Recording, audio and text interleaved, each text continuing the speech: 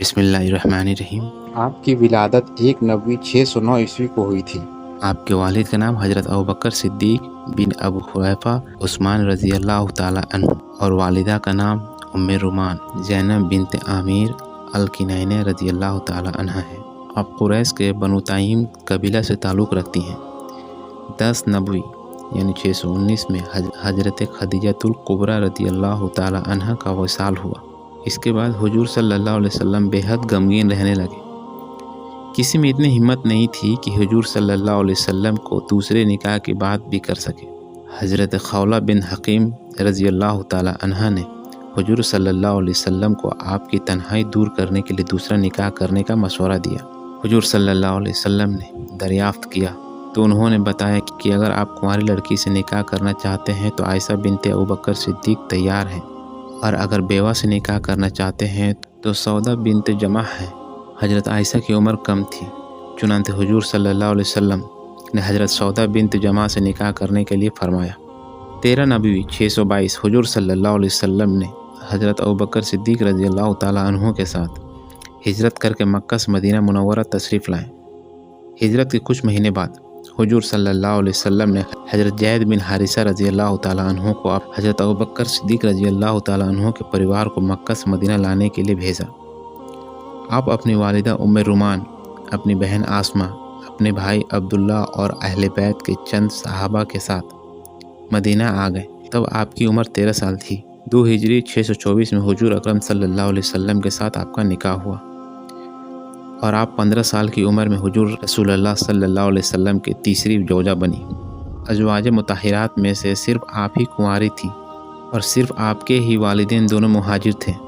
حضور صلی اللہ علیہ وسلم آپ سے بہت محبت کرتے تھے۔ آپ اور حضور صلی اللہ علیہ وسلم ایک ہی برتن میں سے پانی لے کر غسل کیا کرتے تھے۔ حضور صلی اللہ علیہ وسلم جب نماز تہجد پڑھتے تھے تب آپ حضور صلی اللہ علیہ وسلم کے آگے سوئی ہوئی ہوتی تھی۔ جب آپ حضور صلی اللہ علیہ وسلم کے ساتھ ایک لحاف میں سوئی ہوتی تھی تو وحی خدا نازل ہوا کرتی تھی۔ ایک روز حضور صلی اللہ علیہ وسلم نے فرمایا، اے عائشہ، جبرائیل تم پر سلام بھیجتے ہیں۔ تو آپ نے کہا، بے شک آپ وہ دیکھتے ہیں جو میں نہیں دیکھتی۔ بخاری 3557۔ ایک مرتبہ حضور صلی اللہ علیہ وسلم تشریف لا رہے تھے۔ آپ دروازے پر کھڑی تھیں۔ آپ نے دیکھا کہ حضور صلی اللہ علیہ وسلم پر لگاتار بارش ہو رہی ہے۔ جب حضور صلی اللہ علیہ وسلم آئے تو آپ فوراً تولیہ لے کر حضور صلی اللہ علیہ وسلم کے سر مبارک پوچھنے لگے۔ حضور صلی اللہ علیہ وسلم نے پوچھا، عائشہ کیا کر رہی ہو؟ آپ نے عرض کیا، یا رسول اللہ صلی اللہ علیہ وسلم، جب آپ آ رہے تھے تو آپ پر لگاتار بارش ہو رہی تھی، جبکہ آپ کا سر تو بالکل سوکھا ہے۔ حضور صلی اللہ علیہ وسلم نے ارشاد فرمایا، وہ عام بارش نہیں تھی بلکہ رحمت الہی بارش تھی جو مجھ پر ہر وقت جاری رہتی ہے۔ آج اللہ کا فضل سے تم نے وہ بارش دیکھی۔ ایک مرتبہ حضور صلی اللہ علیہ وسلم نے آپ سے فرمایا، عائشہ، آج جو دل چاہے مانگ لو، آج میں بہت خوش ہوں۔ کافی دیر تک سوچنے کے بعد آپ نے عرض کیا، یا رسول اللہ صلی اللہ علیہ وسلم، کیا میں اپنی والدہ محترمہ سے مشورہ کر سکتی ہوں؟ حضور صلی اللہ علیہ وسلم نے فرمایا، ضرور۔ آپ اپنے والد حضرت ابوبکر صدیق رضی اللہ تعالی عنہ کے گھر پر تشریف لے گئیں اور ساری بات بتائی۔ حضرت ابوبکر صدیق رضی اللہ تعالی عنہ نے فرمایا، بیٹی، حضور نبی کریم صلی اللہ علیہ وسلم سے پوچھنا کہ معراج کے موقع پر آپ عرش معلیٰ پر تشریف لے گئے تھے، وہاں آپ کی اللہ تعالیٰ کے ساتھ جو راج و نیاز کی بات ہوئی تھی ان میں صرف ایک بات بتا دیں۔ آپ نے واپس آ کر حضور صلی اللہ علیہ وسلم سے یہ بات عرض کی تو حضور صلی اللہ علیہ وسلم نے ارشاد فرمایا، عائشہ، وہ باتیں راج کی تھی، لیکن چونکہ میں نے وعدہ کیا ہے اس لیے ایک بات ضرور بتاؤں گا۔ میں نے اللہ سے پوچھا تھا کہ تجھے اپنے بندے کا کون سا اعمال سب سے زیادہ پسند ہے، تو اللہ تعالیٰ نے کہا، جب میرے کوئی بندہ کسی ٹوٹے ہوئے کو جوڑتا ہے، کسی کی مدد کرتا ہے تو اس کا یہ اعمال مجھے سب سے زیادہ پسند ہے۔ ایک مرتبہ رسول اللہ صلی اللہ علیہ وسلم نے ارشاد فرمایا کہ اے عائشہ، اگر تم مجھ سے ملنا چاہتی ہو تو دنیا سے مسافر سوار کے برابر ہی سامان لینا، اور امیروں کے پاس بیٹھنے سے بچنا، اور کپڑے کو پرانا نہ سمجھنا جب تک اس میں پائبند نہ لگا ہو۔ ایک مرتبہ حضور رسول اللہ صلی اللہ علیہ وسلم آپ کی گود میں سر رکھ کر سو رہے تھے۔ آپ آخرت کو یاد کر کے رو پڑی اور آپ کے آنسو حضور صلی اللہ علیہ وسلم کے چہرے مبارک پر گرے تو حضور صلی اللہ علیہ وسلم کی آنکھ کھل گئی۔ فرمایا، عائشہ کیوں رو رہی ہو؟ آپ نے عرض کیا، یا رسول اللہ صلی اللہ علیہ وسلم، آخرت کو یاد کر کے روتی ہوں۔ کیا لوگ قیامت کے دن اپنے گھر والوں کو یاد کریں گے؟ حضور صلی اللہ علیہ وسلم نے فرمایا، باخدا 3 جگہوں پر لوگوں کو اپنے سوا کچھ یاد نہیں ہوگا۔ پہلا، جب نام اعمال دیے جائیں گے تب سب کچھ بھول کر یہی سوچیں گے کہ نام اعمال دائیں ہاتھ میں ملتا ہے یا بائیں ہاتھ میں۔ جب میزان اعمال پر اعمال تولے جائیں گے تب لوگ یہی دیکھیں گے کہ ان کی نیکیاں کم ہوتی ہیں یا برابر۔ تیسرا، حارث رضی اللہ تعالیٰ عنہ کے مدینہ میں پل صراط سے گزرتے وقت سب کچھ بھول جائیں گے۔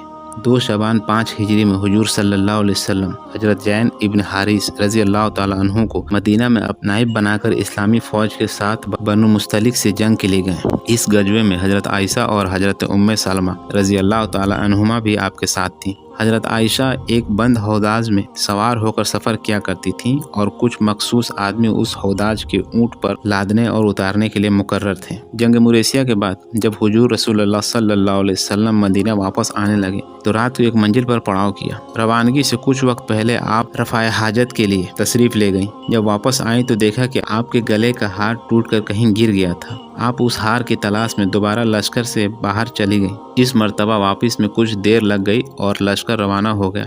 آپ کا ہوداج لادنے والوں نے یہ خیال کیا کہ ام المومنین سید عائشہ رضی اللہ تعالیٰ عنہ ہوداج کے اندر تشریف فرما ہے، اس لیے ہوداج کو اونٹ پر لاد لیا اور قافلہ کے ساتھ روانہ ہو گئے۔ آپ منزل پر واپس آئیں تو وہاں کوئی آدمی موجود نہ تھا۔ تنہائی میں بہت گھبرائی، اندھیری رات میں اکیلا چلنا بھی مناسب نہ تھا، اس لیے آپ وہیں آرام کرنے لگے۔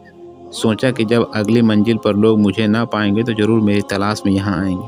صحابی رسول حضرت صفوان بن معطل سلمی رضی اللہ تعالیٰ عنہ ہمیشہ لشکر کے پیچھے پیچھے چلا کرتے تھے تاکہ لشکر کا کوئی سامان گر جائے تو اٹھاتے چلے۔ وہ جب اس منزل پر پہنچے حضرت عائشہ رضی اللہ تعالیٰ عنہ کو دیکھا۔ پردے کی آیت نازل ہوئی۔ پردے کی آیات نازل ہونے سے پہلے وہ بارہا ام المومنین کو دیکھ چکے تھے، اس لیے دیکھتے ہی پہچان لیا اور آپ کو مردہ سمجھ کر ان للہ و انا الیہ راجعون پڑھا۔ ان کی آواز سن کر آپ جاگ گئے۔ حضرت صفوان بن معطل سلمی رضی اللہ تعالیٰ عنہ نے فوراً آپ کو اپنے اونٹ پر سوار کیا اور خود اونٹ کی مہر تھام کر پیدل چلتے ہوئے اگلی منزل پر حضور صلی اللہ علیہ وسلم کے پاس پہنچے۔ منافقین کے سردار عبداللہ بن ابی نے حضرت صفوان بن معطل سلمی رضی اللہ تعالیٰ عنہ کے ساتھ حضرت عائشہ صدیقہ رضی اللہ تعالیٰ عنہ کے تنہا سفر کرنے کا واقعہ کا پورے مدینے میں خوب چرچا کیا اور آپ پر تہمت لگانا شروع کیا۔ حضور صلی اللہ علیہ وسلم نے اپنے صحابہ سے اس بارے میں گفتگو کی تو تمام نے یہی کہا، یا رسول اللہ صلی اللہ علیہ وسلم، اللہ نے آپ کو تمام عیب سے پاک فرمایا ہے اور خدا کبھی ایسی عورت کو آپ کی زوجیات میں نہ رکھتا جو پاک دامن نہ ہو۔ یقیناً حضرت عائشہ پاک دامن ہے اور یہ منافقین جھوٹے ہیں۔ مدینہ پہنچ کر حضرت عائشہ صدیقہ تھکان کی وجہ سے بیمار ہو گئیں اور کمزوری کی وجہ سے اپنے بستر پر ہی آرام کرتی رہی اور کسی سے ملاقات نہیں کی، اس لیے آپ اس بات سے بے خبر تھی۔ جب مرض سے کچھ صحت حاصل ہوئی اور ایک رات حضرت ام مصطح رضی اللہ تعالیٰ عنہا کے ساتھ رفع حاجت کے لیے صحرا میں تشریف لے گئیں تو کسی کو اس بات کا ذکر کرتے ہوئے سنا۔ یہ جان کر آپ صدمے کی وجہ سے پھر سے بیمار ہو گئیں اور دن رات روتی رہیں۔ آخر میں حضور صلی اللہ علیہ وسلم سے اجازت لے کر اپنی والدہ کے گھر چلی گئیں۔ آپ کی والدہ نے آپ کو بہت تسلی دی مگر آپ لگاتار روتی رہیں۔ اس حالت میں ناگہاں حضور صلی اللہ علیہ وسلم تشریف لائے۔ اے عائشہ، تمہارے بارے میں یہ سب خبر پھیلائی گئی ہیں جبکہ اللہ تعالیٰ ہی جانتا ہے کہ حقیقت کیا ہے۔ آپ نے حضور صلی اللہ علیہ وسلم سے کہا کہ لوگوں نے ایک بے بنیاد بات اڑائی ہے اور کچھ لوگ اسے سچ مان رہے ہیں۔ اس صورت میں اگر میں یہ کہوں کہ میں پاک دامن ہوں تو لوگ میری بات کو سچ نہیں مانیں گے، حالانکہ اللہ تعالیٰ جانتا ہے کہ میں اس الزام سے بری اور پاک دامن ہوں اور مجھے یقین ہے کہ اللہ تعالیٰ ضرور میری برات ظاہر فرمائے گا۔ پھر حضور صلی اللہ علیہ وسلم نے منبر پر کھڑا ہو کر مسلمانوں سے فرمایا، اس شخص کی طرف سے مجھے کون معذور سمجھے گا یا میری مدد کرے گا جس نے میری بیوی پر بہتان تراشی کر کے میری دل آزاری کی ہے۔ خدا کی قسم، میں اپنی بیوی کو اچھے سے جانتا ہوں اور ان لوگوں منافقوں نے جس بہتان میں ایک ایسے مرد کا ذکر کیا ہے جس کو میں بالکل اچھا ہی جانتا ہوں۔ اس کے بعد اللہ تعالیٰ نے فوراً اسی مجلس میں وحی نازل فرمایا اور اللہ تمہارے لیے آیتوں کا واضح طور پر بیان فرماتا ہے اور اللہ خوب جاننے والا ہے، بڑی حکمت والا ہے۔ بے شک جو لوگ اس بات کو پسند کرتے ہیں کہ مسلمانوں میں بے حیائی پھیلے، ان کے لیے دنیا میں اور آخرت میں دردناک عذاب ہے، اور اللہ جانتا ہے اور تم نہیں جانتے، اور تم پر اللہ کا فضل اور اس کی رحمت نہ ہوتی ایسا کرنے پر فوراً عذاب آ جاتا، مگر اللہ بڑا شفیق، بڑا رحم فرمانے والا ہے۔ اے ایمان والو، شیطان کے راستے پر نہ چلو، اور جو شخص شیطان کے راستوں پر چلتا ہے وہ یقیناً بے حیائی اور برے کاموں کا حکم دیتا ہے۔ اور اگر تم پر اللہ کا فضل اور اس کی رحمت نہ ہوتی تو تم میں سے کوئی شخص بھی کبھی پاک نہ ہو سکتا، لیکن اللہ جسے چاہتا ہے پاک فرما دیتا ہے، اور اللہ خوب سننے والا ہے اور جاننے والا ہے۔ اور تم میں سے بزرگی والا اور گنجائش والا شخص اس بات کا قسم نہ کھائے کہ وہ ان رشتہ داروں اور محتاجوں اور اللہ کی راہ میں ہجرت کرنے والوں کو سزا دیں گے،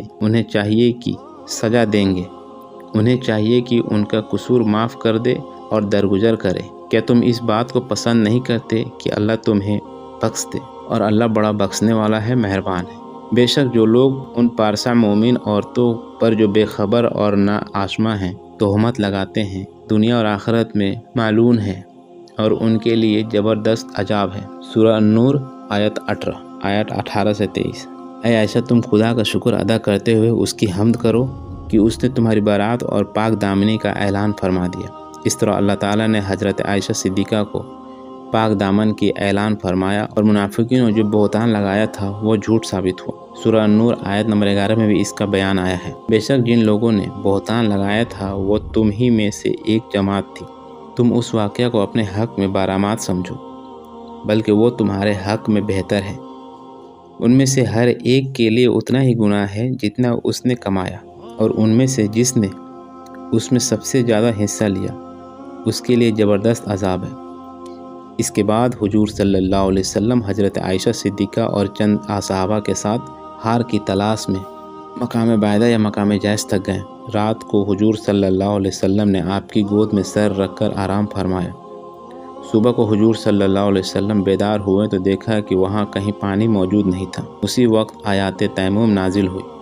اے ایمان والو، جب نماز کے لیے کھڑے ہو اس سے پہلے اپنے چہروں کو اور اپنے ہاتھوں کو کوہنیوں سمیت دھو لو، اور اپنے سروں کو مسح کر لو، اور اپنے پاؤں کو ٹخنوں سمیت دھو لو۔ اور اگر تم حالات جنابت میں ہو تو نہا کر خوب پاک ہو جاؤ، اور اگر تم بیمار ہو یا سفر میں ہو، یا تم میں سے کوئی رفع حاجت سے فارغ ہو کر آیا ہو، یا تم نے عورت سے قربت کی ہو، پھر تم پانی نہ پاؤ تو پاک مٹی سے تیمم کر لیا کرو۔ بس اس پاک مٹی سے اپنے چہروں اور اپنے ہاتھوں کا مسح کر لو۔ اللہ نہیں چاہتا کہ وہ تمہارے اوپر کسی قسم کا سختی کرے، لیکن وہ چاہتا ہے کہ تمہیں پاک کر دے اور تم پر اپنی نعمت پوری کر دے تاکہ تم شکر گزار بن جاؤ۔ سورہ مائدہ آیت 6۔ پھر حضور صلی اللہ علیہ وسلم اور تمام صحابہ نے تیمم کیا اور نماز فجر ادا کی۔ اس موقع پر حضرت اسید بن حضیر رضی اللہ تعالی عنہ نے خوش ہو کر کہا کہ اے ابوبکر کی آل، یہ تمہارے ذریعے پہلے ہی برکت نہیں ہے۔ پھر جب انہوں نے اونٹ کو اٹھایا تو اس کے نیچے ہار ملا۔ حجۃ الوداع میں آپ حضور صلی اللہ علیہ وسلم کے ساتھ تھیں۔ مکہ کے قریب مقام شریف پر پہنچی تو آپ کو حیض شروع ہو گیا۔ آپ کو غمگین دیکھ کر حضور صلی اللہ علیہ وسلم نے فرمایا، یہ ہر عورت کے لیے فطری ہے، اس سے احرام میں کہیں خلل نہیں ہوگی، اور تمہارے حج کے سارے ارکان ادا کرنے ہیں، صرف کعبہ شریف کے طواف نہیں کرنا ہے اور نماز نہیں پڑھنی ہے جب تک کہ غسل کر کے پاک نہ ہو جاؤ۔ حج ادا کرنے کے بعد مکہ مکرمہ سے قیام کے دوران حضور صلی اللہ علیہ وسلم نے آپ کو آپ کے بھائی حضرت عبد الرحمن بن ابوبکر رضی اللہ تعالیٰ عنہ کے ساتھ مقام تنعیم پر بھیجا کہ وہاں سے احرام باندھ کر مسجد حرم پر آئیں اور عمرہ کریں، جو حج سے پہلے حج کی وجہ سے نہیں کیا تھا۔ یہ مقام مسجد عائشہ کے نام سے مشہور ہے۔ یہ مسجد حرم سے 7.5 کلومیٹر دوری پر تنعیم میں ہے۔ مکہ شریف میں قیام کے دوران عمرہ کے احرام باندھنے کے لیے لوگ یہاں جاتے ہیں۔ حضور صلی اللہ علیہ وسلم کا وصال آپ کے مکان میں آپ کی گود میں ہوا، اور آپ کے ہی مکان میں حضور صلی اللہ علیہ وسلم مادفن ہیں۔ آپ حافظ قرآن تھیں، آپ کے پاس قرآن مجید کی ایک نقل تھی۔ آپ آیت قرآنیہ کے معانی و مفاہیم کو خوب اچھی طریقہ سمجھتی تھیں۔ آپ سے 2210 احادیث مروی ہیں، ان میں سے چند حدیث نبوی ہیں۔ ایک مرتبہ حضور رسول اللہ صلی اللہ علیہ وسلم نے فرمایا، کامل ترین مومن وہ ہے جو بہترین اخلاق کا مالک ہے اور اپنے اہل و عیال کے ساتھ نہایت نرم ہے۔ دوسرا، ایک مرتبہ حضور رسول اللہ صلی اللہ علیہ وسلم نے ارشاد فرمایا کہ جب اللہ کسی گھرانے سے بھلائی کا ارادہ فرماتا ہے تو ان کے دلوں میں الفت و نرمی پیدا فرما دیتا ہے۔ ایک مرتبہ حضور رسول اللہ صلی اللہ علیہ وسلم نے فرمایا، جو مصیبت کسی مسلمان کو پہنچتی ہے اللہ تعالیٰ اس کے گناہوں کو کفارہ کر دیتا ہے۔ ایک کانٹا بھی اگر کسی کے جسم کے حصے میں چبھ جائے تو وہ بھی اس کے شخص کے گناہوں کا کفارہ بن جاتا ہے۔ بخاری۔ ایک مرتبہ حضور رسول اللہ صلی اللہ علیہ وسلم نے فرمایا، جب کسی شخص کسی خوبصورت عورت کو دیکھ کر نظر جھکا لیتا ہے تو اللہ تعالیٰ اس سے عبادت میں ایسی لذت عطا فرماتا ہے جس سے وہ روحانی خوشی محسوس کرتا ہے۔ مسند احمد۔ حضرت عمر فاروق رضی اللہ تعالیٰ عنہ کے دور خلافت میں کئی مرتبہ ضرورت پڑنے پر آپ نے سیاسی معلومات میں مشورہ دیا۔ آپ لوگوں کو سنت رسول کی تعلیم دیتی۔ ایک مرتبہ آپ کی خدمت میں آپ کی بھتیجی حضرت حفصہ بنت عبد الرحمن حاضر ہوئیں۔ آپ نے دیکھا کہ انہوں نے باریک دوپٹہ اوڑھ رکھی ہے۔ آپ نے اس دوپٹے کو پھاڑ ڈالا اور اس کے بدلے میں ایک موٹا دوپٹہ اڑا دیا اور یہ حدیث شریف یاد دلایا کہ عورت پردے میں رہنے کی چیز ہے۔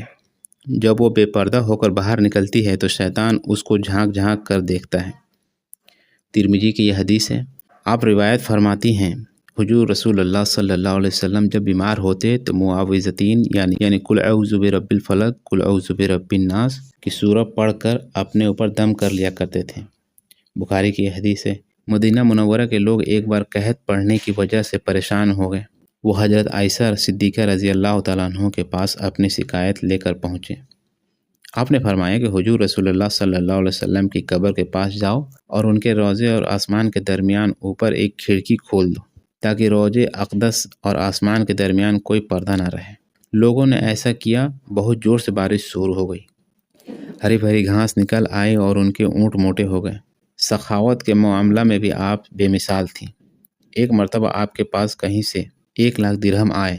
آپ نے فوراً وہ سب مال لوگوں میں تقسیم کر دیا اور 1 درہم بھی گھر میں باقی نہ چھوڑا۔ اس دن وہ روزدار تھیں۔ ام دورہ نے عرض کیا، آپ نے سب درہموں کو بانٹ دیا اور 1 درہم بھی باقی نہ رکھا جس سے آپ گوشت خرید کر روزہ افطار کر لیتی۔ تو آپ نے فرمایا، تم نے اگر مجھ سے یہ پہلے کہا ہوتا تو 1 درہم کا گوشت مانگا لیتی۔ آپ کی وصال 17 رمضان 57 ہجری کو منگل کی رات کو ہوا تھا، یعنی جولائی 677 عیسوی میں۔ حضرت ابو ہریرہ رضی اللہ تعالیٰ عنہ نے نماز تہجد کے بعد آپ کی نماز جنازہ پڑھائی۔ آپ کی وصیت کے مطابق آپ کو رات میں دفن کیا گیا۔ آپ کے مزار جنت البقیع مدینہ منورہ میں ہے۔ اللہ تعالیٰ اس کے حبیب صلی اللہ علیہ وسلم کے صدقے میں اور ام المومنین حضرت عائشہ صدیقہ رضی اللہ تعالیٰ عنہ اور اہل بیت اور اصحابہ کے وسیلہ سے سب کو مکمل اس کے رسول عطا فرمائے اور سب کے ایمان کی حفاظت فرمائے اور سب کو نیک عمل کرنے کی توفیق عطا فرمائے اور سب کو دنیا میں آخرت میں کامیابی عطا فرمائے اور سب کی نیک جائز مرادوں کو پوری فرمائے، آمین۔